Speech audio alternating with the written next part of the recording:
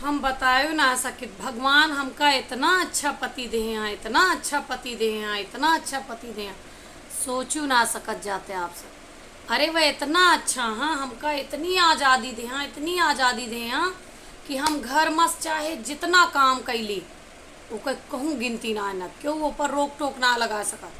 सवेरे 5 बजे, 4 बजे, 3 बजे चाहे जय बजे उठ के झाड़ू पोछा बर्तन कपड़ा लत्ता खाना पीना सब करी, केहू हिम्मत ना न रोक दे। आज़ादी दे यहाँ, सारे घर का टहाल हम सुख से करी। और तो और हमरे पति देव ना हमका इतनी आज़ादी दे हाँ, और हमका ये लिए कमाए के लिए कहे हाँ कि तू काम करा, ताकि जितना पैसा हो हम उनके गृहस्थी में लगा सकी और उनके हाथ पर रख सकी। और तो और हमरे पति देव इतना ज़्यादा हमरे बारे में सोचत हैं कि हम तनिको सोच विचार न करी, तनिको ओवर थिंकिंग न करी। ये लिए बेचारे सारा डिसीजन अपने लेते, हमें ना सोचे देते, वो नहीं फैसला के हिसाब से चलेगा है।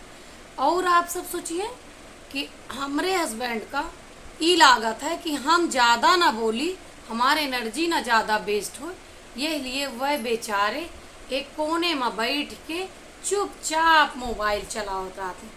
आए तोहरे सबके पति इतना अच्छा जितना हमारा